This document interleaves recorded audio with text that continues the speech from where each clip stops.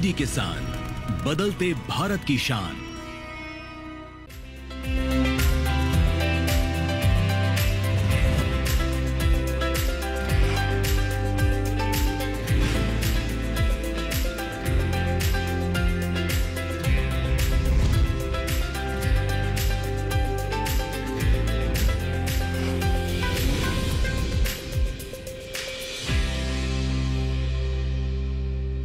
नमस्कार, आप देख रहे हैं दूरदर्शन किसान चैनल। मैं अदिति शर्मा सफल किसान कार्यक्रम में आप सभी का स्वागत करती हूं।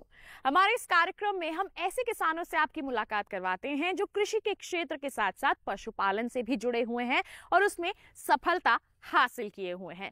जी हाँ, बहुत सारे ऐसे किसान हैं जो सफलतापूर्वक बकरी पालन भी कर रहे हैं, उससे अपने जीवन को संवार रहे हैं और साथ ही साथ जो आसपास के किसान हैं उन्हें भी प्रेरित कर रहे हैं कि वो भी बकरी पालन को अपनाएं और अपने जीवन में उजाला फैलाएं। बता दें आपको कि बकरी पालन व्यवसाय बहुत ही कम पूंजी से शुरू किया जा सकता है और बता दें छोटी सी जगह में इसे सरलतापूर्वक किया जा सकता है। बकरी एक लघु आकार की पशु है जिसका पालन बहुत ही आसानी से संभव है। तो आज के हमारे इस कार्यक्रम में बकरी पालन से ही जुड़े सफल किसान या फिर कहें कि सफल बकरी पालकों से हम आपकी मुलाकात करवाएंगे। आज हम आपको रूबरू करवाएंगे सोनू पाल जी, नरेंद्र पाल सिंह और साथ ही साथ हमारे सफल किसान कृष्णा से। किस तरह से इन्होंने बकरी पालन की शुरुआत की है और अब तक का इनका सफर कैसा रहा है, आइए इन्हीं से जानते हैं और कार्यक्रम की शुरुआत करते हैं।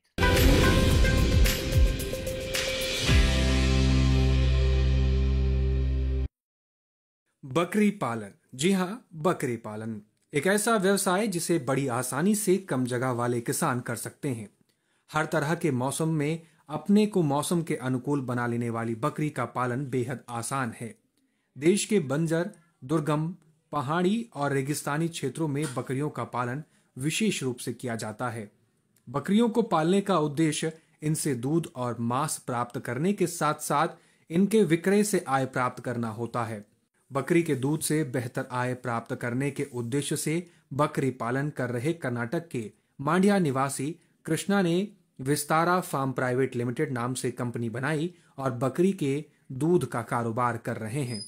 इस बारे में कृष्णा कहते हैं, हमारा फार्म टू फोर्क बिजनेस है। हमारा फार्म है मंड्या डिस्ट्रिक्ट कर्नाटका में। उसमें क्या गोट फार्मिंग होता है, उससे दूध भी निकलता है और लाइफ स्टॉक भी पैदा होता है। दूध हम लोग अपने ब्रांड पे डिस्ट्रीब्यूशन कर रहे हैं। हमारा ब्रांड का नाम है बास्ता गोट मिल्क। इस मिल्क से हम लोग pasteurised goat milk bottles, different variety of cheeses, yogurt, kefirs, ghee etcetera product बना रहे हैं।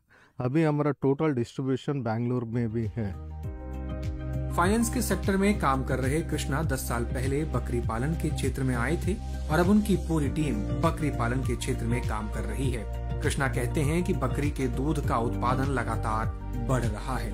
अभी उनके पास 200 बकरियां हैं जिसे वो बढ़ाकर 2000 करना चाह रहे हैं। बेसिकली मेरा बैकग्राउंड मैं कॉर्पोरेट सेक्टर से हूँ। एकेडमिक वाइज मैं मास्टर इन फाइनेंस और ICAA इंटर हूँ मैं। ऑलमोस्ट 10 साल पहले इस फील्ड को आए, काम को छोड़कर।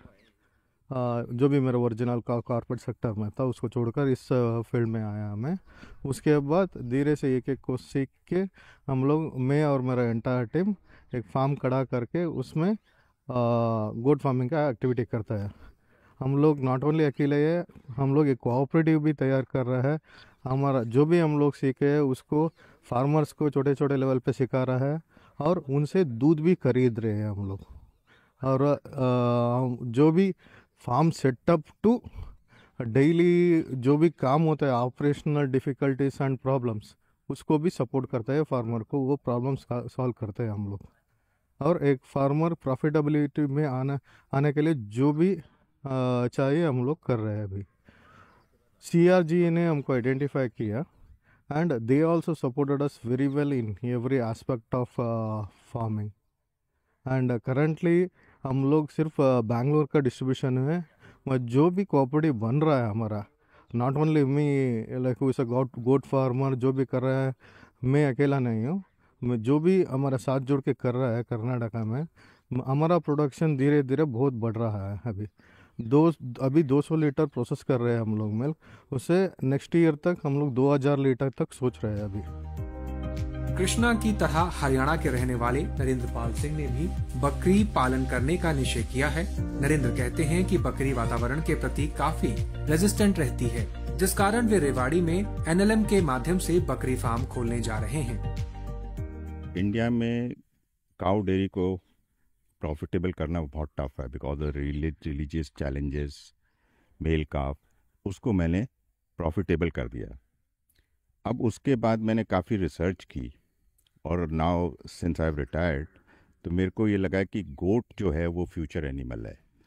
काउ में रिलीजियस सेंटीमेंट की वजह से काफ़ी दिक्कतें आती हैं, बीइंग ए लार्ज एनिमल उसमें बीमारियां भी काफ़ी आती हैं। गोट जो है वो काफ़ी रेजिस्टेंट है डिजीज़ के उसमें। आज के दौर में एंटरप्रेन्योर के चलते बकरी की अच्छी नस्ल का पालन तेजी से बढ़ रहा है। कृष्णा कहते हैं कि कोऑपरेटिव और एनएलएम के कारण बकरी पालन को बढ़ावा मिल रहा है। एनएलएम की मदद से बकरी पालकों को फायदा भी हो रहा है। जो भी कोऑपरेटिव कर रहे हैं हम लोग, एनएलएम की वजह से बहुत सारा इम्प्रूवमेंट हो रहा है और हमारा स्टेट गवर्नमेंट, कर्नाटक गवर्नमेंट इसमें बहुत हेल्पफुल है। इसके वजह से बहुत सारा इन एंड अराउंड हमारे फार्मर लोगों को, किसान लोगों को बहुत सारा फ़ायदा हो रहा है एंड इन टर्न उससे हमारा प्रोडक्शन भी बढ़ रहा है। मैं एक चीज़ कहना चाहूँगा, ये जो एनएलएम के थ्रू एंटरप्रेन्योर का जो निकाला है, इससे गोट की जो ब्रीड है उसको कंजर्व करने का बहुत ही अच्छा इनिशिएटिव लिया है, क्योंकि 2, 4, 5, 10 गोटों से ये नहीं हो पाता और हमारी ब्रीड जो है वो एक्सटेंट हो जाती, मिक्स हो जाती और उनका कोई फिर फ़ायदा नहीं रहता, क्योंकि प्रोजनी बहुत ज़रूरी है किसी भी उसके लिए। तो ये बहुत अच्छा इनिशिएटिव है और मैं चाहता हूँ कि अच्छे लोग आके इसमें इसका फ़ायदा उठाएं। भारत की प्राचीन सभ्यता में पशुपालन का बोलबाला रहा है। कृषि प्रधान देश भारत में खेत और पशु एक दूसरे के पूरक माने जाते रहे हैं। भारत के करीब 7 करोड़ कृषक परिवार कृषि के साथ सहायक व्यवसाय के रूप में पशुपालन जैसे गाय, भैंस, बकरी, भेड़, मुर्गी आदि पालते हैं। पशुपालन में बकरी पालन का एक ऐसा व्यवसाय है जिसे बहुत कम पूंजी और छोटी जगह में भी सरलता से किया जा सकता है। बकरी लघु आकार की पशु है जिसे बहुत आसानी से पाला जा सकता है। बकरी का व्यवसाय दूध तथा मांस के लिए किया जाता है। यही कारण है कि भारत की ग्रामीण अर्थव्यवस्था को सुदृढ़ करने में बकरी पालन की प्रमुख भूमिका है।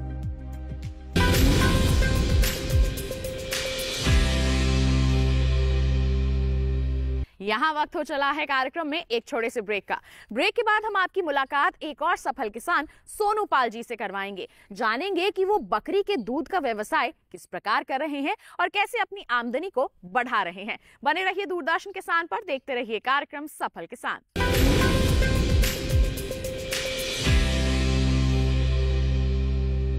पशुपालन हमारी परंपरा, विरासत और संस्कृति की पहचान रही है। पशुपालन को लाभकारी और उन्नत बनाने के उद्देश्य से पशुपालन और डेयरी विभाग भारत सरकार प्रत्येक 5 वर्ष पर पशुधन गणना करता है। इस बार अक्टूबर 2024 से फरवरी 2025 में होने वाली पशुधन गणना में पोल्ट्री, पालतू पशुओं और आवारा पशुओं की कुल 219 नस्लों का डेटा एकत्रित किया जा रहा है। तो जब सरकारी कर्मचारी गणना के लिए आएं, तो उन्हें पशुधन की सही जानकारी दें। इससे पशुधन के लिए योजनाएं बनाने में मदद मिलेगी। पशुओं की नस्ल में सुधार होगा और मजबूत होगा आपकी आमदनी का आधार। आपके सहयोग से भारत बनेगा 5 ट्रिलियन की अर्थव्यवस्था वाला देश। मेरे पशु, मेरी जानकारी, होगी समृद्ध संपदा हमारी।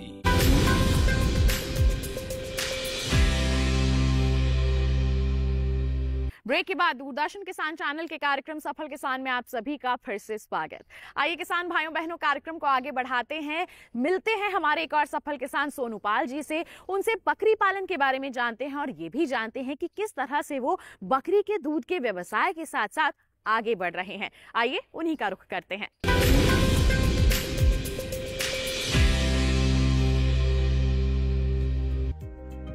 करनाल के रहने वाले सोनू पाल 10वीं की पढ़ाई करने के बाद से ही खेतीबाड़ी के काम में लगकर अपना समय व्यतीत कर रहे थे, लेकिन इसमें फायदा न होता देख वे बकरी पालन की ओर बढ़े।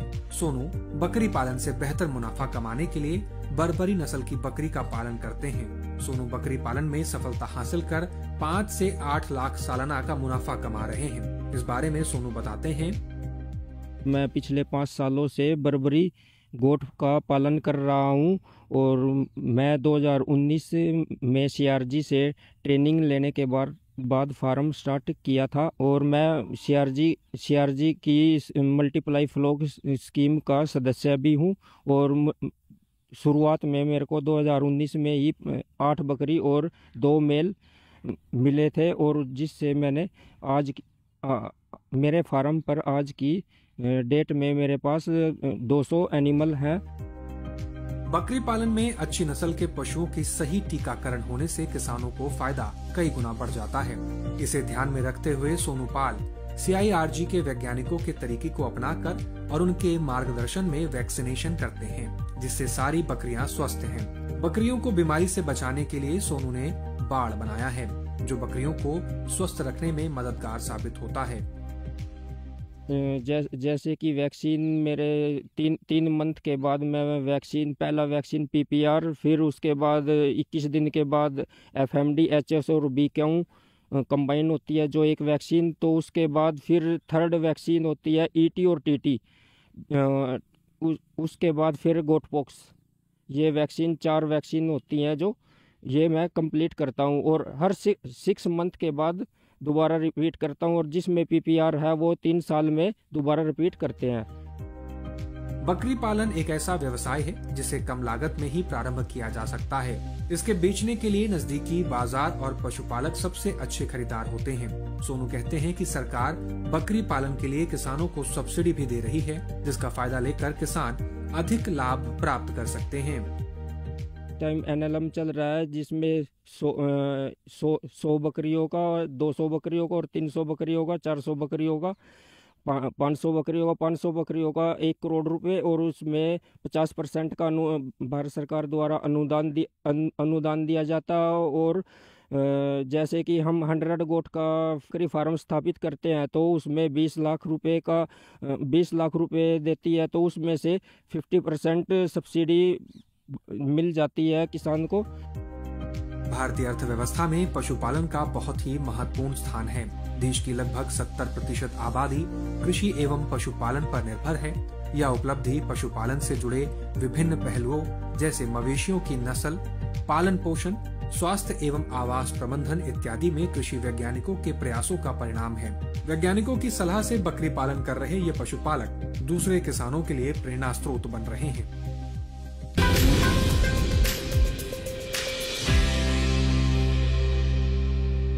यहाँ वक्त हो चला है एक और छोटे से ब्रेक का। आप कहीं मत जाइए। ब्रेक के बाद हम जानेंगे animal production and breeding centre और केंद्रीय बकरी अनुसंधान संस्थान मथुरा के प्रयासों के बारे में। किस तरह से यहाँ के वैज्ञानिक हमारे बकरी पालकों की मदद कर रहे हैं, इसके बारे में जानकारी हासिल करेंगे। बने रहिए दूरदर्शन किसान पर, देखते रहिए कार्यक्रम सफल किसान।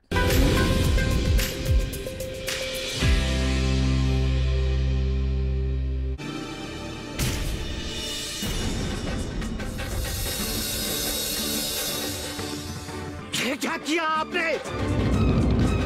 कितने श्रम से इजल लेकर आए थे हम। अभी तो कुछ नहीं किया, बहुत कुछ करना शेष है ऋषिवर। कायरों के लिए दशानन रावण के शब्दकोश में केवल एक ही शब्द है, मृत्यु। इस विशाल समुद्र को हमारी सेना कैसे पार कर पाएगी? वानरों के लिए समुद्र पार करना असंभव है। तो क्या हम यूं ही समुद्र तट पर बैठे रहेंगे? संकट मोचन हनुमान, सोमवार से गुरुवार शाम 7 बजे DD नेशनल पर।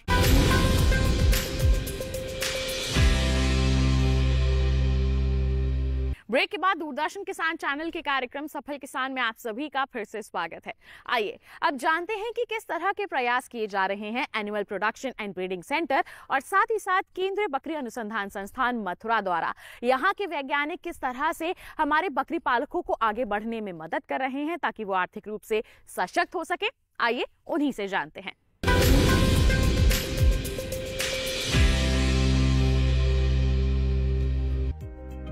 बकरी पालन की दिशा में काम कर रहे animal production and breeding centre के assistant director general Gyanendra Kumar Gaur कहते हैं कि पहले गरीब लोग ही बकरी का पालन करते थे, लेकिन अब इसमें परिवर्तन आया है, जिससे बकरी पालन करने का काम बढ़ रहा है। बकरी के दूध को मानव स्वास्थ्य के लिए बहुत ही अच्छा माना जाता है। इसमें शरीर को स्वस्थ रखने वाले कई पोषक तत्व पाए जाते हैं, जिससे इसकी मांग में लगातार बढ़ोतरी हो रही है। ऐसी स्थिति में बकरी पालन काफी फायदेमंद है। इस बारे में ज्ञानेंद्र जी कहते हैं, दुग्ध उत्पादन के लिए हम बकरियों को बहुत अच्छी तरीके से पाल रहे हैं, इसमें कोई दो राय नहीं है। लेकिन आजकल एक नया कंसेप्ट हम लोगों के सामने आ रहा है कि जो दूध बकरी से हमको मिल रहा है उसके अंदर औषधीय गुण है। ये गुण दर्शाते हैं कि इसको आसानी से डाइजेस्ट किया जा सकता है और इसके पीछे साइंटिफिक कारण है। जैसे जो बकरी का दूध है उसके फैट जो ग्लोबुल्स हैं वो छोटे होते हैं। इसके साथ ही अगर हम देखें तो जो शॉर्ट चेन फैटी एसिड्स हैं या मीडियम चेन फैटी एसिड्स हैं उनकी मात्रा कंपैरेटिवली इसके अंदर वो ज़्यादा होती है और जो फैट है वो कम्प्लीटली इमल्सिफाइड फॉर्म में रहती है। इसके अलावा जो कॉम्बिनेशन है लिपिड्स का वो एक बहुत अच्छा इस दूध के अंदर मिलता है। कुल मिलाकर आप कह सकते हैं कि जो बकरी का दूध है उसका महत्व अब दिन पर दिन आगे बढ़ रहा है और लोग इसको प्रेफर कर रहे हैं अपने बच्चों के लिए और अपने स्वयं के आहार में सम्मिलित करने के लिए। किसानों को बकरी पालन के लिए प्रोत्साहित करने के लिए केंद्रीय बकरी अनुसंधान संस्थान मथुरा के अधिकारी भी लगातार प्रयास करते रहते हैं। इसके लिए संस्थान किसानों के प्रशिक्षण, भ्रमण व तकनीकी जानकारी देने के लिए ट्रेनिंग और मेलों का भी आयोजन करता रहता है। बकरी पालन के लिए संस्थान ने 2 परियोजनाएं भी चला रखी हैं, जिससे देश के 5 राज्यों के करीब 3000 परिवार लाभान्वित हो रहे हैं। इस बारे में संस्थान के प्रधान वैज्ञानिक डॉक्टर अनुपम कृष्ण दीक्षित कहते हैं, हमारा जो संस्थान है ये लगभग इसमें 2 और भी बहुत महत्वपूर्ण परियोजनाएं चल रही हैं, जिसमें कि अनुसूचित जाति विकास परियोजना और अनुसूचित जनजाति विकास परियोजना।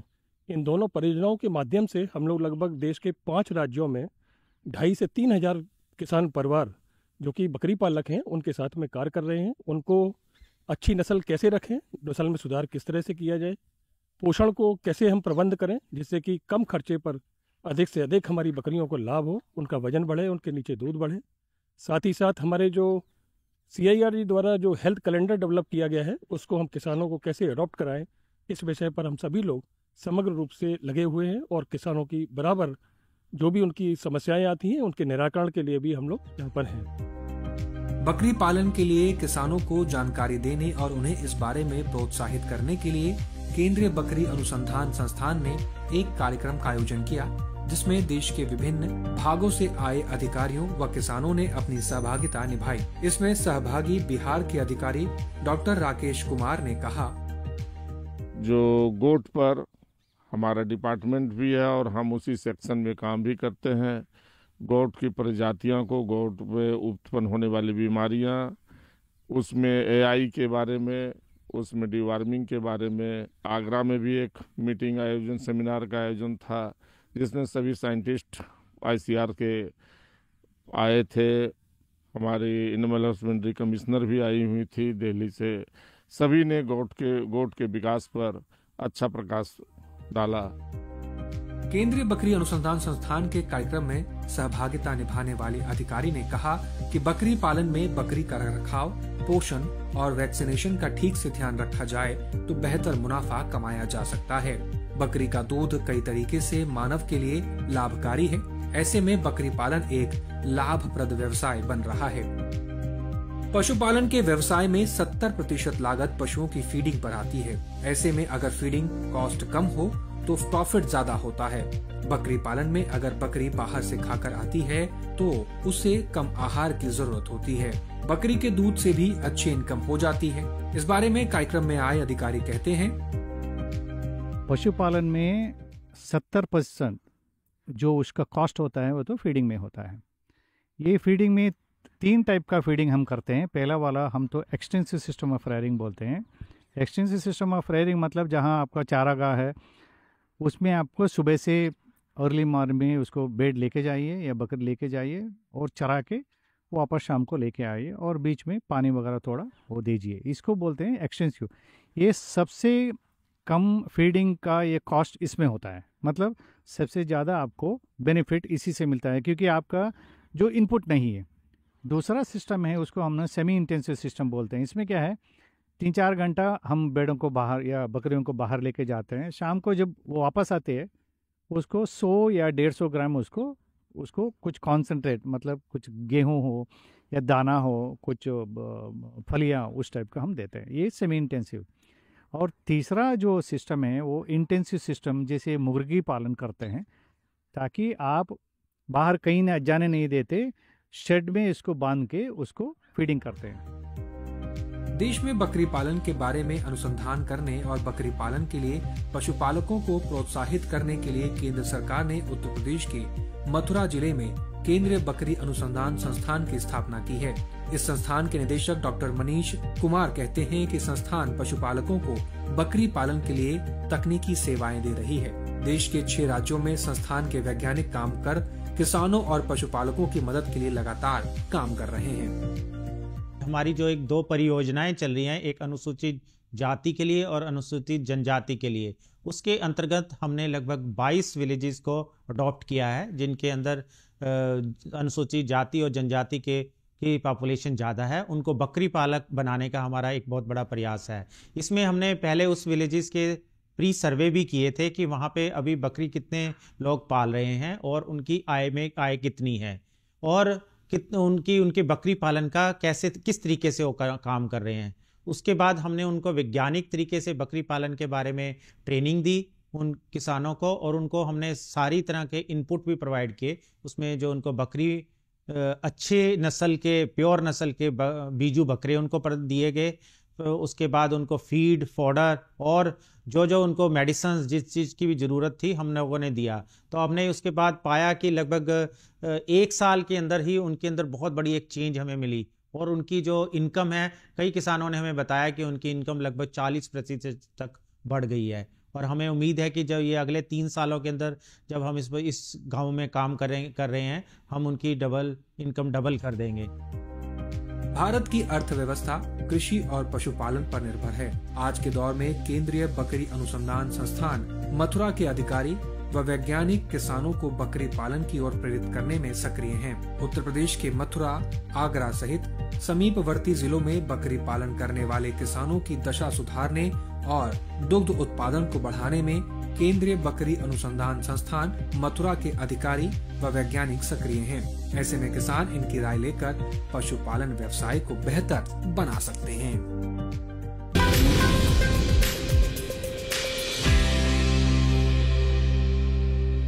तो किसान भाइयों बहनों, ये था हमारा आज का कार्यक्रम सफल किसान, जिसमें हमने सफल बकरी पालकों से मुलाकात की। किस तरह से उन्होंने इस छोटे से व्यवसाय से इतनी अपार सफलता हासिल की है, अपने आप को आर्थिक रूप से सशक्त बनाया है, इसके बारे में जाना। साथ ही साथ केंद्रीय बकरी अनुसंधान संस्थान द्वारा किए जा रहे प्रयासों का भी हमने जायजा लिया। उम्मीद करते हैं ये तमाम जानकारियां आपके लिए फायदेमंद साबित हुई होंगी और साथ ही साथ प्रेरणादायक भी बनी होंगी।